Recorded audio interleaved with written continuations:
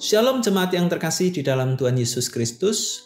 Penuntun Saat Teduh Sinode Gereja Kristen Jakarta hari ini, Sabtu 7 Januari 2023, menceritakan karyanya yang mulia 1 Petrus 2 ayat 9 dan 10. Tetapi kamulah bangsa yang terpilih, imamat yang rajani, bangsa yang kudus, umat kepunyaan Allah sendiri, supaya kamu memberitakan perbuatan-perbuatan yang besar dari Dia yang telah memanggil kamu keluar dari kegelapan kepada terang-Nya yang ajaib.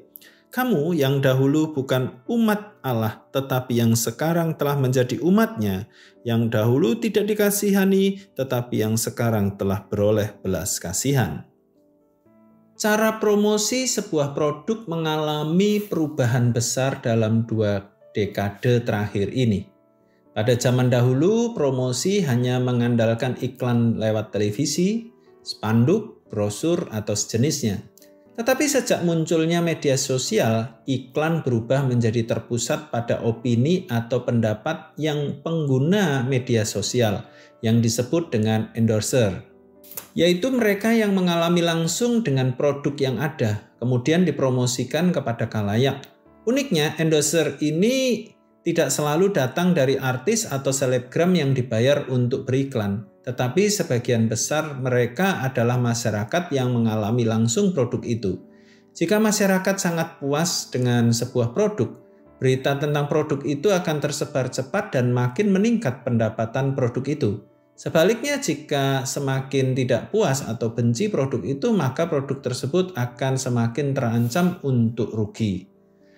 Nas renungan hari ini, Rasul Petrus menyatakan kedalaman yang begitu luar biasa yang menjadi alasan untuk umat Allah dalam menceritakan Kristus kepada dunia. Itu karena karyanya yang mulia. Umat mengalami perbuatan-perbuatan Allah yang besar. Dalam bahasa Yunani adalah tas aretas, diterjemahkan dengan excellency atau sangat mulia, atau virtue, kebajikan. Karyanya yang mulia di mana mereka semulanya tidak layak menjadi umat Allah. Mereka yang hidup dalam kegelapan dan layak untuk binasa oleh dosa-dosanya. Mereka dipanggil menjadi umat-Nya. Umat yang tidak layak dipilih oleh Allah dalam anugerah-Nya.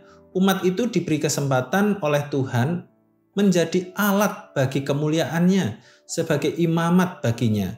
Umat itu dipisahkan oleh nilai dan cara hidup dunia yang merusak. Umat yang dicintai dan dilindungi sedemikian rupa menjadi milik kesayangannya. Umat ini masuk dalam terang yang ajaib. Terang mengubahkan hati dan pikiran dari dalam. Terang yang mengubahkan seluruh hidupnya. Sebaliknya, dunia sekitar ada dalam kegelapan oleh dosa, tersesat akan binasa. Dunia sekitar kita adalah menangis, yang terlantar dan tidak memiliki kasih.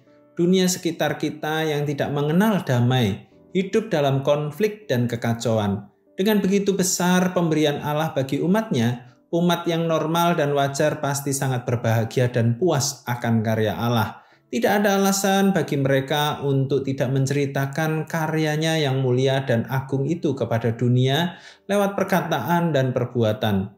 Pertanyaan penting bagi kita, apakah dengan karya Allah yang sedemikian rupa, kita masih tidak puas oleh karya Allah bagi hidup kita?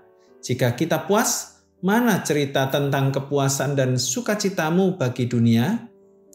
Untuk produk atau barang fana saja, masyarakat yang tidak dibayar itu giat menyampaikan cerita mereka. Apalagi untuk karya penyelamatannya yang mulia, cerita tentangnya dengan perkataan dan perbuatan seharusnya adalah kewajaran dan kewajiban untuk dunia sekitar kita. Selamat beraktivitas, Tuhan Yesus memberkati.